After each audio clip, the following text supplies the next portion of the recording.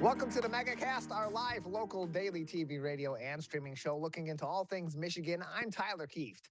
Today we'll be talking to a number of people about topics of interest and importance to Michiganders like you. Let's begin with what's making headlines today on CivicCenterTV.com's the local news page. Our top story comes from Gus Burns at MLive as the FBI has released its 2021 crime metrics recently. And the good news is homicides in Michigan are down, and in many places across the U.S., are down. The bad news, Michigan features several of the highest violent crime cities in the entire country. Keep in mind, as we previously discussed on this show in previous articles, some cities, including the three largest in the United States in New York, Los Angeles, and Chicago, did not report their numbers this year, electing to forego that process for these particular metrics. That being said, among the most violent ranked cities here in Michigan, at number 4 in the country is Saginaw. Number 5 is Detroit.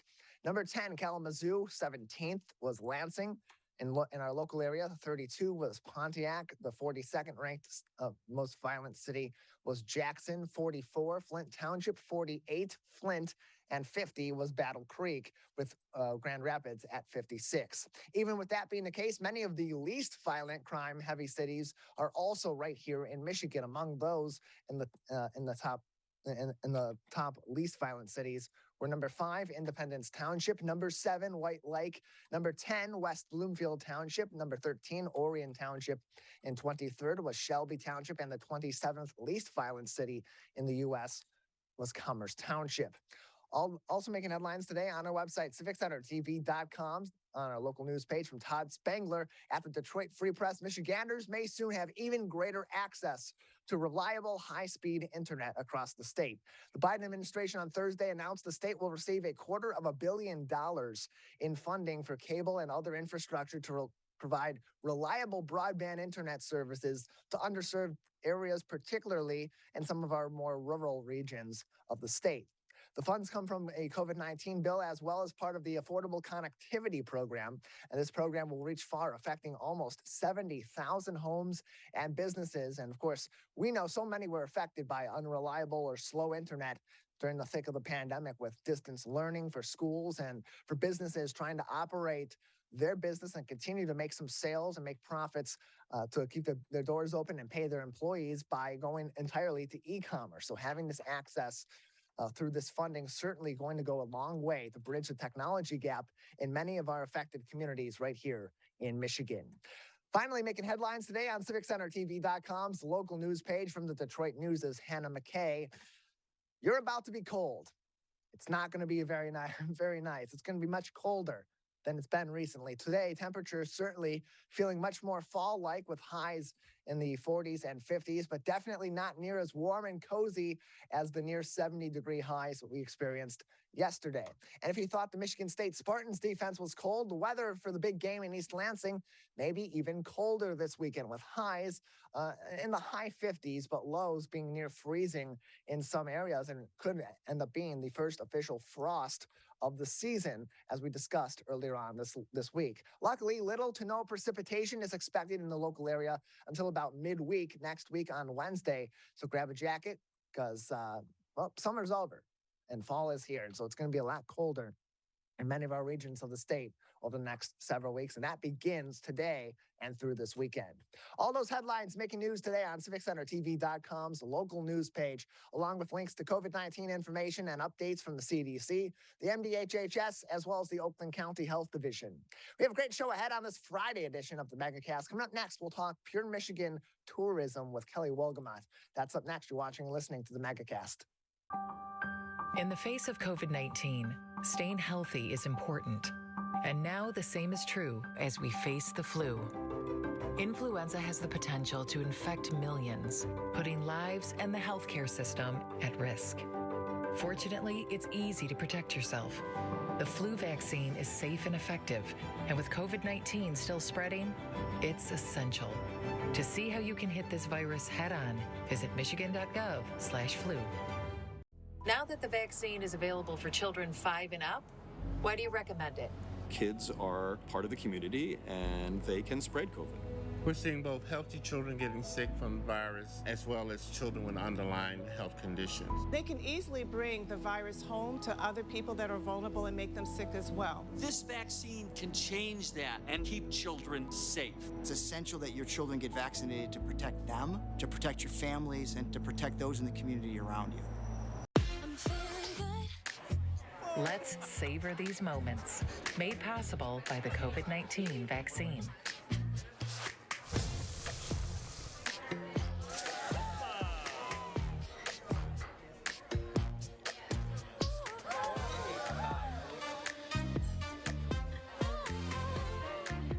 Keep the dining out going by keeping yourself protected and your COVID-19 vaccines up to date. Let's relish these moments, made possible by the COVID-19 vaccine.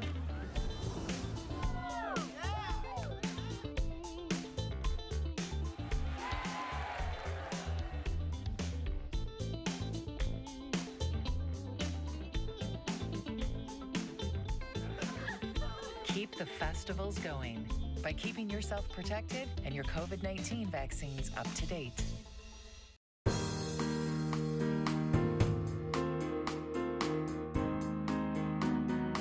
Welcome back to the Megacast, our live local daily TV, radio, and streaming show talking about all things Michigan. I'm Tyler Kieft.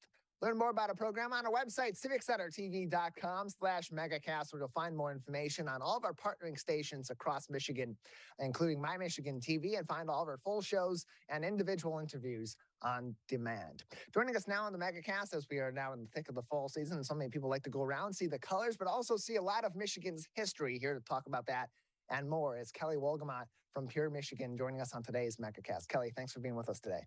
Oh, thank you, Tyler. I appreciate being here. And yes, Michigan has a great history.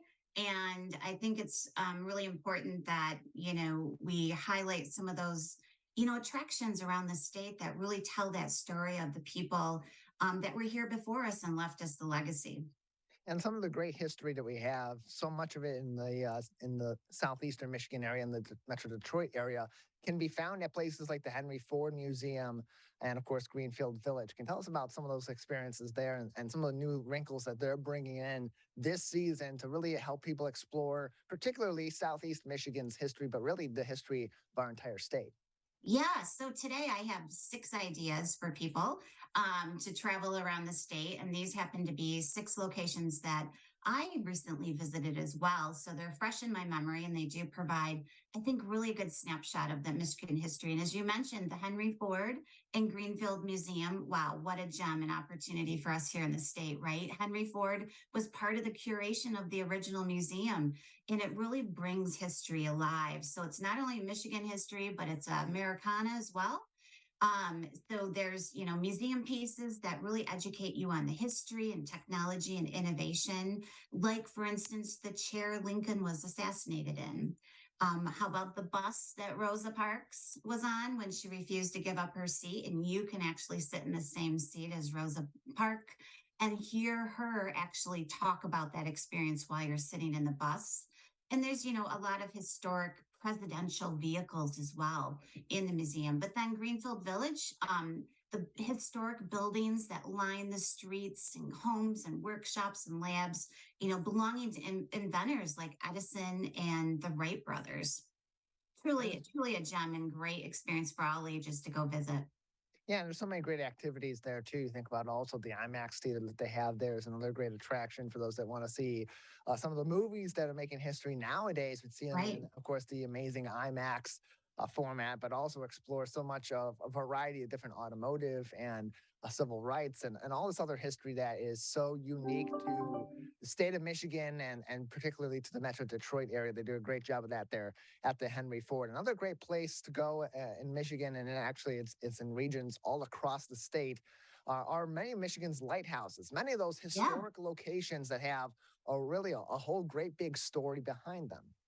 Yeah, actually, lighthouse, the historic, lighthouses that dot the coastline throughout Michigan. We have the most lighthouses of any other state, and they're so fun to visit and to learn about the histories. The one that I specifically visited recently was the Great Lakes Shipwreck Museum, which also has a lighthouse there in Paradise, Michigan. So the Great Lakes Shipwreck Museum was actually founded in 1978, but really was founded to support the exploration of historic shipwrecks in Lake Superior.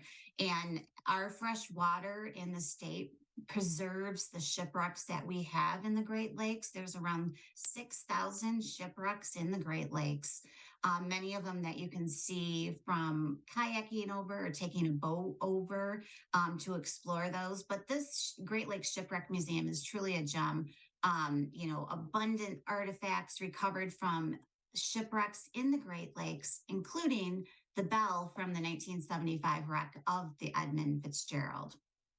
Yeah, and it's really interesting too to take a tour through these lighthouses. Some of them still very much active, others not active at this time, but are historical sites that you can really see some of the history behind some of these great waterways that help to build the state of Michigan. So that's a really interesting place to go as well. What are some of your other favorite historical locations in Michigan that are great to see in the fall season or are great to really explore whenever you can get there?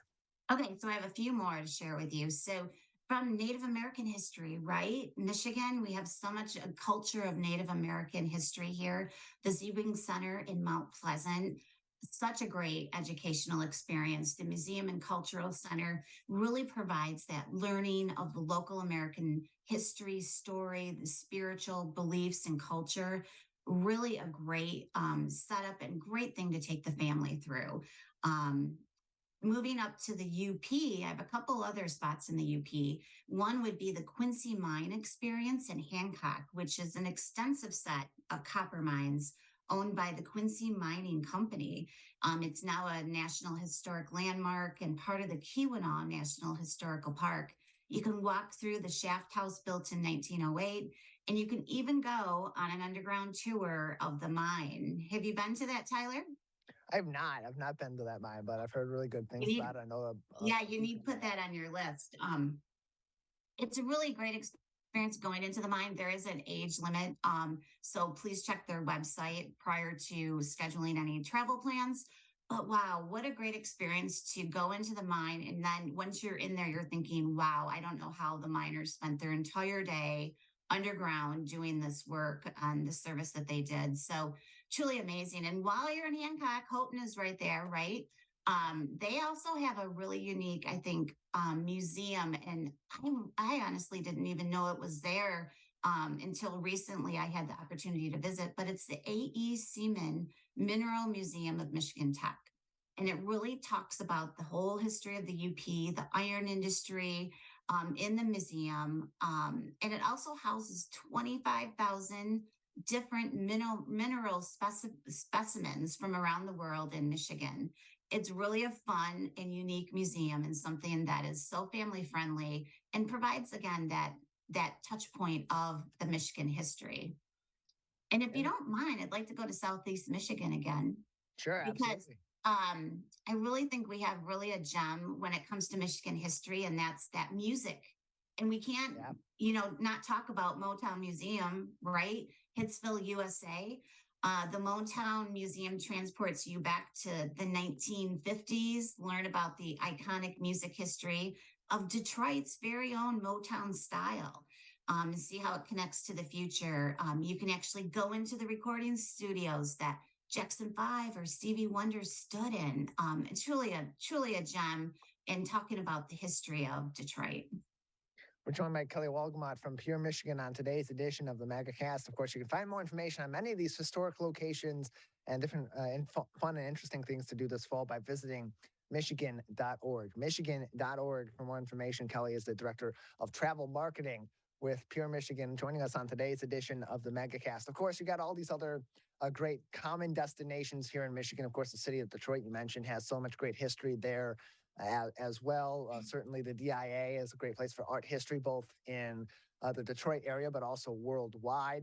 And then you think of some of those common locations that are great in the summer, but also great in parts of the fall as well, to see some historical landmarks such as Tequamanon Falls or Pictured Rocks or even Mackinac. And seeing really Mackinac in the fall is another great look into the works of, that classic Americana small town environment before the modern age. So there's so many great places to go this fall. What are some of those hidden gems, Kelly, that you have really enjoyed going to in past falls or even past couple seasons here in Michigan that people should be putting down on their list? And maybe if they don't go this fall, they go this winter or this spring, this summer to visit some of these locations.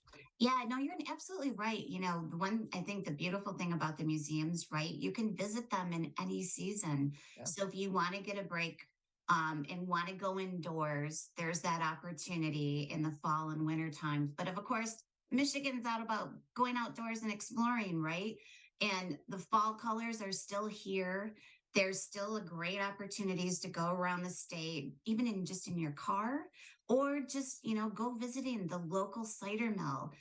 Go pick some apples. Apples are abundant this year as well and delicious. I've actually sampled a few and a few cider mill donuts. And it's just a fun opportunity to get together with your family and friends and connect. And there's so many museums. I know we just touched on a few today, and there are so many other great museums to visit in the state. And we do have all of those listed, as you mentioned, on our website, michigan.org, to help your trip planning. Another great place to go to learn more about some of the historical markers around the state and some of these different locations that are historical sites that you can see along the way in some of the towns and the cities that you're visiting for some of these locations. And they're great resources to go to the state's website, michigan.gov/MHC, and then select historical markers.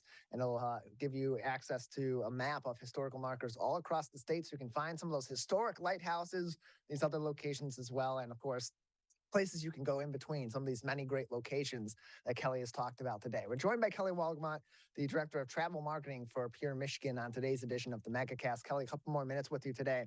Any other locations that would be interesting or activities coming up in Michigan that would be interesting for individuals or even for families to mark down and keep in mind this fall season? Yeah, and the holiday season's right around the corner, right? And looking forward, I think Michigan does that well in our small communities. And I think one of the other gems that we have in the state is Frankenmuth. And not only do we have quite of an amazing Bronner's store, Christmas store that's open, 363 days a year, but during the holidays, Frankenmuth transforms into a Christmas town. So they've made a great effort of additional decorating throughout the town, lining their already adorable Bavarian style town, and providing just, a relaxing opportunity to go shopping, to go have some great food, and enjoy that time with your family. So I think, there's also tons of events this fall. Events have come back. Yeah. That's one thing that I think people have missed so much is going to these wonderful events that we have throughout the state. And we have a number of events highlighted on michigan.org. You can actually filter that by the date that you want to go and look around the state to see what's available. A great resource for everyone. Your trip always begins at michigan.org. Kelly, thank you so much for joining us. Thank you. Appreciate it. On the other side of our break that we'll take here, we'll talk to Michael Greiner from Oakland University. Plenty of issues at the statewide level, the national level, and the worldwide level affecting the markets and affecting economies all across the globe. We'll talk to Michael Greiner. Coming up next, you're watching and listening to the Megacast. Can I ask you a question? Why do you want to get the COVID-19 vaccine? I don't like getting sick. The virus will die. It will be easy to not catch it. Keep my family safe and keep playing soccer. Because I love being vaccinated. What's your hope for everyone? I hope everybody gets the vaccine to keep safe and strong. Be happy, having fun everywhere. Everyone stay safe and hope you get the vaccine. Let's whoop it up for these moments. Made possible by the COVID-19 vaccine.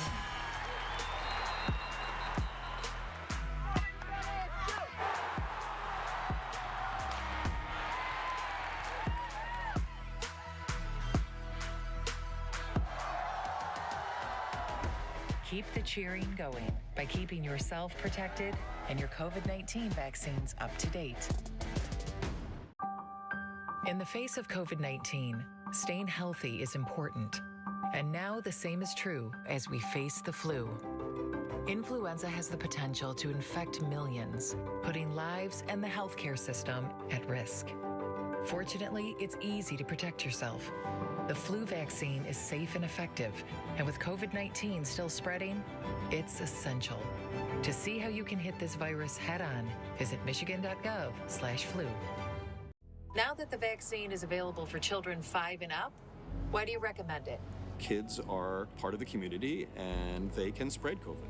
We're seeing both healthy children getting sick from the virus as well as children with underlying health conditions. They can easily bring the virus home to other people that are vulnerable and make them sick as well. This vaccine can change that and keep children safe. It's essential that your children get vaccinated to protect them, to protect your families, and to protect those in the community around you. Let's savor these moments. Made possible by the COVID-19 vaccine.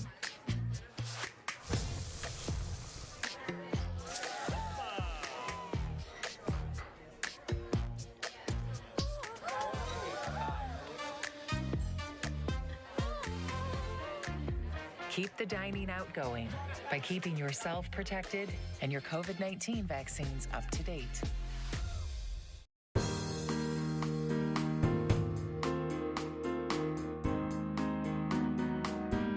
Welcome back to the Megacast, our live, local, 5 days per week TV, radio, and streaming show about all things Michigan. I'm Tyler Kieft. Learn more about our program by visiting civiccentertv.com/Megacast, where you'll find more information on all of our partnering stations across the Great Lakes State, as well as find all of our full programs and individual interviews on demand as well. There's plenty going on in the U.S. and around the world affecting markets, both domestically and internationally. Here to talk more about that is Michael Greiner, an assistant professor of management at Oakland University School of Business Administration. Michael, thanks for being with us today.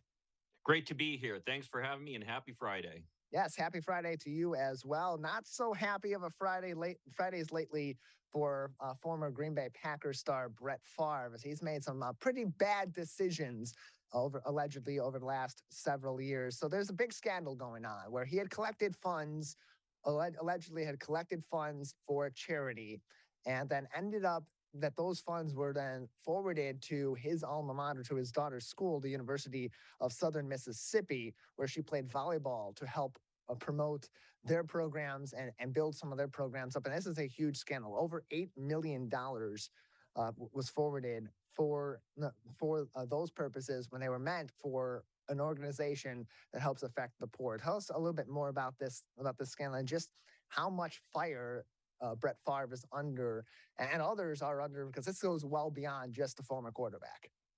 Yeah, it sure does. And thanks for bringing this up, because this is really an outrage that I think everybody should really be bothered by.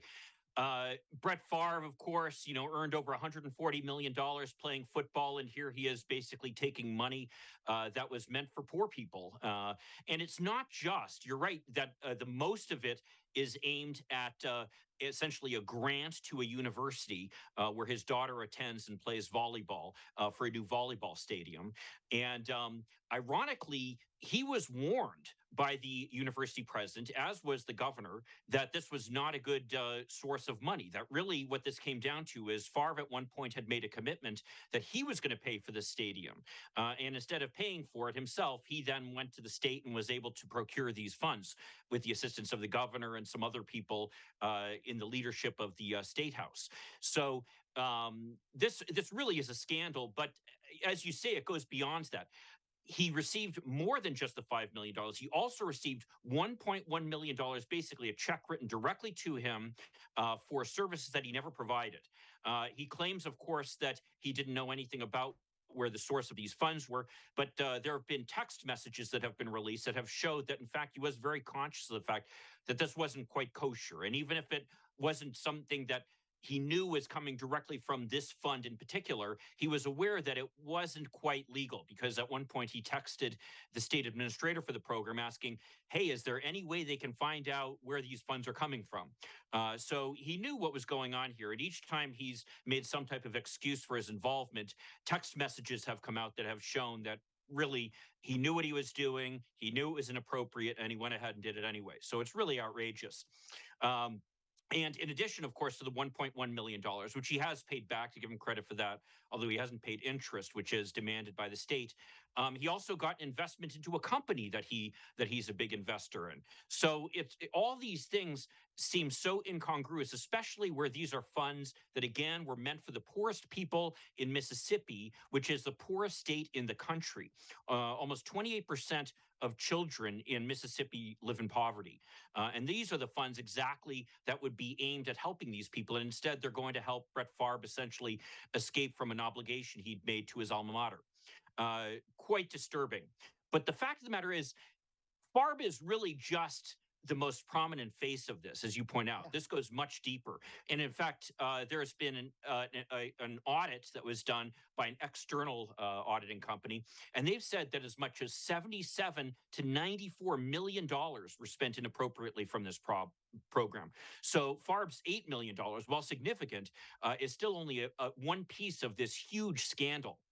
And some of the other people who are prominent who've received money include Ted DiBiase, who some may know as a wrestler, former professional wrestler, who is known as the $1 Million Man. Well, apparently the $1 million he gets is from the state.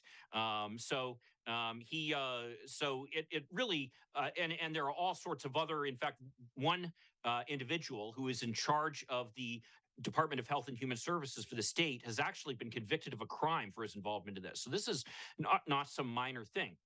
And ultimately, though, I think it goes back to a systematic problem here, which is that back in 1996, when this program was established, it's called Temporary Assistance for Needy Programs, or TANF. It replaced a federal program where the federal government would essentially step in and write checks to people who, were facing short-term financial problems. And essentially, as a result of some pressure from Congress, this program was changed from being a federally administered program to being a program where the federal government would give what are called block grants to the states, where each state could essentially take these funds and then spend them pretty much any way they wanted, as long as they were spent within certain parameters, which certainly these expenditures are outside of. But at any rate, the fact that these funds are given to the states and then they have so few checks and balances is really what has enabled this to happen. And I wouldn't be surprised, frankly, if we find out that other states are involved in similar things. Maybe not as scandalous as this one in particular, but certainly where we've seen inappropriate uses of funds that really should be going to helping people who are dealing with poverty. And other public officials also are involved in this. As was reported previously by Ross Adams at WPT TV, ABC 16 in Jackson, Mississippi. The state's former Department of Human Services Executive Director John Davis also was implicated in this and actually pled guilty to charges with the state's $77 million welfare fraud scheme. That's where that was at that point in time, September 22nd. When this was reported, it was just at 77 million, and now it's, as Michael said, between 77 and $90 million in welfare fraud happening between these individuals. Also making and I wouldn't be surprised if we see more charges. By the way, this is a huge scandal that is really only getting rolling here. Yeah, it is. It's really just in its infancy, and we're only starting to see sort of some of these connections and the connections to connections. This could be a large-scale scheme that we haven't quite gotten the full scope of just yet. We're joined by Michael Greiner from Oakland University. He is an assistant professor of management at their School of Business Administration. Also making news that may affect many of our markets, particularly those in social media, is Elon Musk has now gone back to saying that in his efforts to buy Twitter, he is looking to go back to his original offer to buy Twitter, and that's really what he's adamant about. He's going to stick to that, and he still is intent on buying Twitter, even though, as had happened in previous months when this was first really making news, shortly after it seemed like he was backing out of this. How close is this sort of deal for Elon Musk to take over Twitter? Well, I think this is definitely going to happen and probably happen sooner rather than later. Frankly, when I first saw this report, I kind of had to laugh because from the first day I heard the announcement, I predicted two things. Number one, that Musk was going to regret the offer and try to get out of it. Number two, that he was going to be forced to go through with the deal anyway. He signed a contract with Twitter, essentially making this offer for $44 billion. That's billion with a B. In that contract, he basically did what's called waiving any kind of due diligence, where he said that he wasn't going to require them to provide him with any kind of documentation to justify his purchase or to back up any kind of claims that they've made. Instead, he was just saying he wanted to buy Twitter. I guess the best way to describe it is as is. That's what the contract said. So later on, when he's suddenly claiming, oh, there are these things that have come up that suddenly seem to be indicating that it's not such a good deal, especially in light of the fact that markets had dropped since he made his offer, which both reduced the value of Twitter and reduced his own wealth, which made it therefore that he'd have to spend a larger percentage of his own money in buying this company than he would have had to before. Suddenly he wants to get out of it, and he's claiming, oh, that they're not showing him all the documentation that they're required to offer. But the point is, in the contract, he specifically had agreed they didn't need to show him anything. So at a certain point here, as I described to my students, a contract's a contract, and you're bound by a contract, whether it's a good deal, a bad deal, that you're allowed to make a bad deal and the courts will enforce it. And that's exactly what's going on here. I think that Musk realizes that the problems with Twitter are much more serious than he had anticipated, that fundamentally they come down to the fact that, frankly, people prefer Facebook and other social media platforms than Twitter. And as a result of that, Twitter has been struggling in getting the kind of advertising revenue that some of these others have had. And that's not the type of thing that him, with all his celebrity status and all his claims of how he's going to change things, is really going to be able to do anything about. So my expectation is that Twitter is going to require, or at least request, that the court basically oversee this, so that he can't try to get out of this deal any more than he already has. And frankly, again, this is not a surprise to me. I think that the deal is going to go through. And if I were a betting man, I would say long run, I'd be betting against Twitter right now.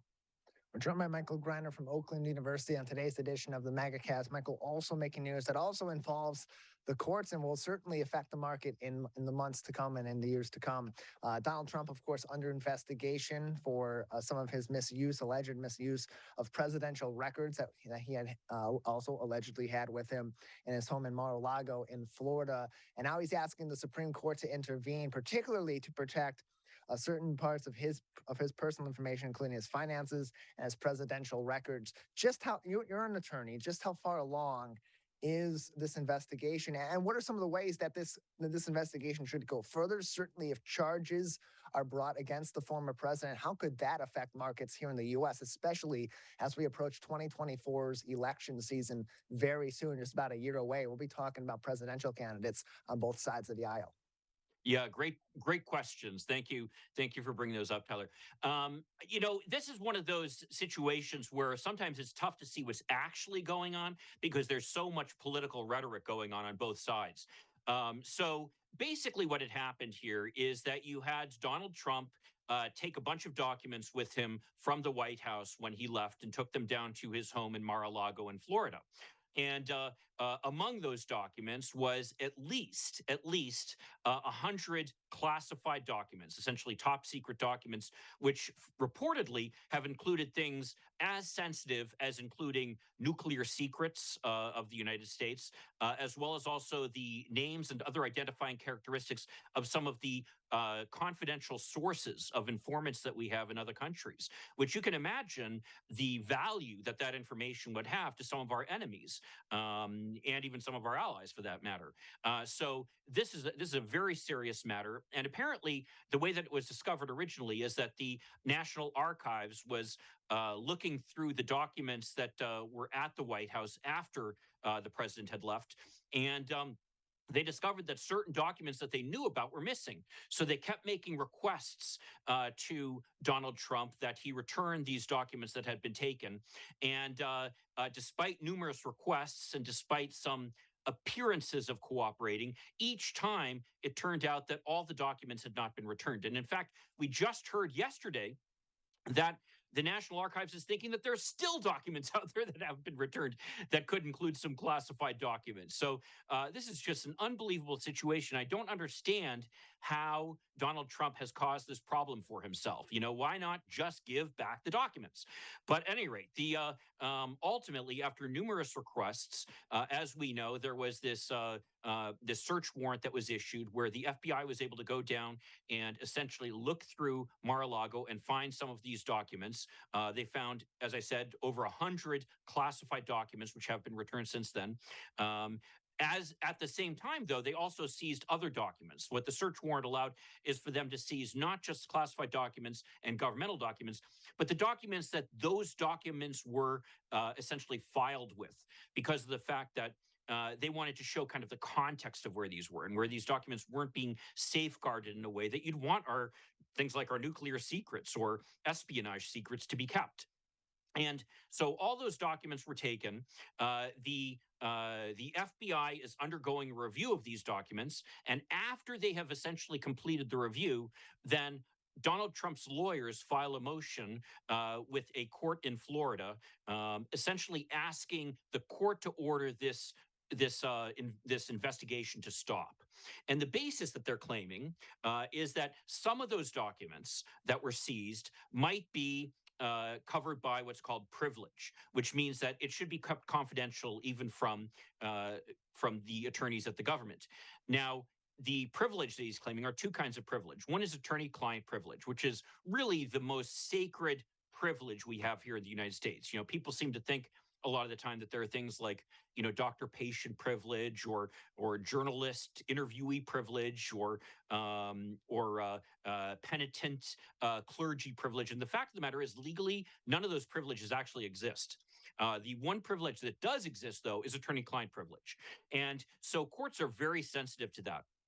Another privilege, though, that exists, though, is the idea of executive privilege, which kind of speaks to the fact that that we want the president and his advisors to be able to discuss serious matters of state in private and to consider different options without having all those options plastered across the front pages of the newspaper. That claim is problematic given the fact that Donald Trump, number one, is no longer president, and number two, that the Department of Justice is part of the executive. So to claim executive privilege when part of the executive is asking to see these documents is problematic. Nevertheless, the court in Florida granted the motion essentially to require someone called a special master, who's a former judge, to basically review all the documents and determine which of the documents are covered by privilege and to segregate those documents so that the Department of Justice doesn't include those in its investigation and its review. And as part of the order, the court ordered that any kind of review of the documents stop, which again, this was filed after the FBI had already completed its review of the documents, so it's kind of a weird situation here. But nevertheless, that's where we stood. The Department of Justice then appealed to the 11th Circuit Court of Appeals, which, in really a striking opinion, reversed the ruling of the district court judge. And it's important to note here, you know, because I'm sure people are going to say, "Oh, politics this, politics that." Two of the three judges on that panel who reversed Judge Eileen Cannon's ruling in Florida were Trump appointees, actually. So these are people who did not owe anything to the Democrats or have any kind of axe to grind with Donald Trump. You have to give them credit that they were following the law.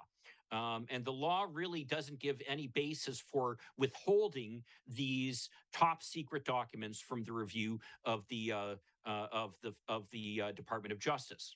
So subsequent to that, then, the special master, who actually was suggested by Donald Trump and then agreed to by the Department of Justice, started making some demands on Donald Trump.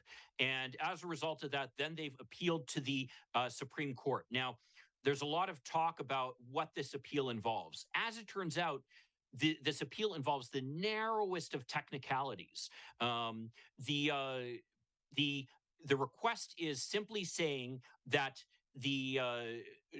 Donald Trump and his attorneys are arguing that the 11th Circuit Court of Appeals did not have the authority, did not have the jurisdiction to essentially allow the Department of Justice to continue on with its review of the documents.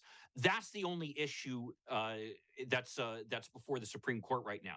Now, you have to remember, the Supreme Court does not take all the cases that people request for it to take. Sure. You know, it receives thousands of requests every year and hears less than 100 cases a year. So what they do is that they literally have to agree to hear the case. And what we call that is granting cert, or certiorari as a Latin term. Essentially what the court has to do is say, yes, this is an important enough issue for us to review it. And frankly, the way that the court has handled some of these requests from Donald Trump in the past, I don't think is going to give them a lot of hope that the Supreme Court is going to back him. Even though, yes, you know, there is, people talk about, you know, this 6-3 conservative majority on the Supreme Court. When it's come to requests by Donald Trump to essentially protect him from certain investigations or requests from documents, the Supreme Court has repeatedly basically batted down those requests. And I expect that's going to happen again. And probably what's going to happen is the Supreme Court is simply going to decline to hear the case. And as a result of that, the ruling by the 11th Circuit is going to stand and the investigation will go forward. Now, you ask a great question, which is how this will affect markets. The reality here, and this is kind of one of the most, I don't know if it's shocking or surprising, or I don't think anything should be shocking or surprising in this day and age, knowing our politics now, but seeing recent polling data, none of this has impacted Donald Trump's standing with his supporters in the Republican Party. So most of the research I've seen seems to indicate that if Donald Trump were to run for president, he would probably win the Republican nomination again. So that would that would create an interesting scenario where we see someone who was formerly defeated for president running for president again, now with all this burden of all these investigations following him. Some people might say that if he's convicted, he should not be able to run. In fact, the law is not clear on that he probably could still run. And so it's hard to imagine that he would not run if he intends to. And from everything I've heard and seen, it sounds like he does intend to. So that could certainly lead to a situation where markets get concerned about the fact that literally one of the two major candidates for president is under this kind of legal pressure. It could really cause markets to go even crazier than they have been over the last few years. So I think it's definitely something to watch out for in the long run. Well, Michael, we appreciate your time and your insight on all these different issues. Certainly a lot going on in our world that's going to affect all areas of our life, both financially, economically, and politically going forward. Thank you so much. Thank you. Happy to be here. Have a great weekend. You as well. We'll take a break. When we come back, we'll talk to the CEO and founder of Maggie's Wigs for Kids of Michigan. Maggie Varney joins us next. You're watching and listening to the Megacast. Let's relish these moments, made possible by the COVID-19 vaccine.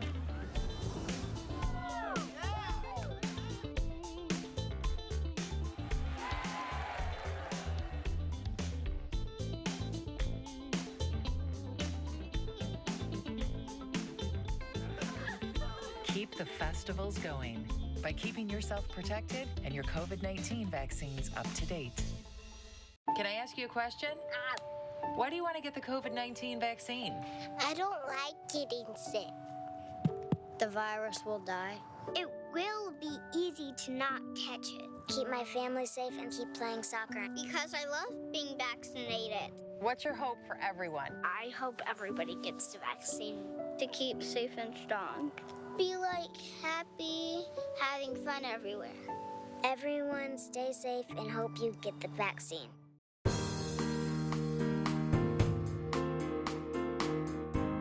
Welcome back to the Megacast, our live, local, 5 days per week TV, radio, and streaming show about all things Michigan. I'm Tyler Kieft. Joining us now on the Megacast is Maggie Varney, CEO and founder of Maggie's Wigs for Kids of Michigan. Maggie, thank you so much for joining us today. Appreciate it. Thank you so much for having us in today. We appreciate the opportunity. Yeah, good to have you with us. You and your organization do some great work for kids here right in the state of Michigan. Tell us off the bat some of the history of Maggie's Wigs for Kids of Michigan, how this organization was founded, and the ways that you help kids right here in Michigan. Well, I'm a licensed cosmetologist. I've been in the industry for about 50 years now, and I've worked with adult patients for the last 35 years and owned a salon. And I had a child, I teach a program at the hospitals, and I had a child come to my class and found out she's 16 years old and found out there was no program for children. So I thought, well, you know, I own a salon. I'm a certified hair restoration specialist. I certainly can help a few kids. How many kids could there possibly be? And 19 years later, you and I are having this conversation, and 5,000 children and families later. So it really came about because they say find a need and fill it, and that's what we did. And I'm very pleased to say that I know the impact that we have and the difference that we make, but we certainly, as you know, with all nonprofits, no one does it alone. I have a great team and a wonderful board of directors and a fabulous community and a wonderful state that supports us. And you've done remarkable work. As you said, over 5,000 kids affected in 19 years by the work that you do. What are the age ranges of the kids that are affected by your work and the organization's work? Well, we help children all throughout the state of Michigan, ages 3 through 18, that are experiencing hair loss for any reason. When I first started this program, it was really about putting wigs on their heads, and my focus was children with cancer. And we do service all 8 hospitals throughout Michigan that service pediatric oncology. But I soon expanded that program. After a while, I found out that other children were reaching out to us, children with alopecia, which is an autoimmune disorder where the children, you know, their body rejects their own hair, and trichotillomania, and dog bites, and lupus, and blood disorders, and skin diseases. And there's so many reasons why children lose their hair. And so I certainly didn't want to turn any child away. So we expanded the program. And then after working with them a couple of years, and, you know, just listen to the kids, and they're so honest and open, and they tell you what they need. And I realized that, yes, the wig is what allows them to go back out into society and feel and look normal and fit in with their peers. But they also needed help in healing emotionally, socially, and psychologically. So in 2010, we reached out and opened a storefront and expanded our programming to include support in all of those areas to help them as they journey through their health challenge. Wigs4kids.org. That's wigs, the number 4, kids.org for more information. 586-772-6656 is also their phone number, 586-772-6656 for more information. You also hold a what's called Creating a Total Image workshop. Can you tell us about those workshops and what goes on with those? Well, those are for my adult patients, and now I have customized them for children as well. So, you know, because their image and there's so many changes in their skin and their, not only their hair, but their nails. And they don't, you know, if you're a kid and you're 10 years old, you don't know how to make eyebrows. You know, if you lose your eyebrows or eyelashes, or the changes in your skin color, or your nails fall off, or they turn black, or, you know, they don't know how to deal with that. So we help them with all of the appearance-related side effects of the treatment, and we make it fun. We have classes where they come, and we have they get a whole kit so they can replicate this at home. Of course, and everything all the children receive here is at no charge. You also hold what are called Cutathons. And so how can someone host or participate in a Cutathon? Well, they can visit our website at www.wigs4kids.org. And right on there, we have information on how do I donate my hair and how do I host a Cutathon. So people host Cutathons for us. Last year, we received 23,000 hair donations from 66 countries around the world. So we get hair, well, we service children of every different ethnicity, which is great that we get hair from around the world. So we can make the wigs, and we use that hair to make the wigs for the children, because each one is custom made for each child based on their head size, because their little head size changes every year. So every year they need a new wig. You also have in St. Clair Shores. You mentioned you have a brick and mortar location.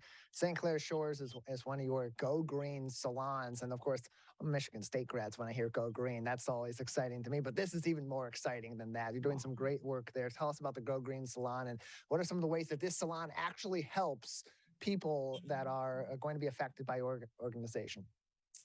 Well, when we built our new center a couple of years ago, the need was so great, and we just continued to grow. We started out 560 square feet on the side of a building with no sign for 7 years, and that's about the size of a bedroom. And now we're 5,000 square feet.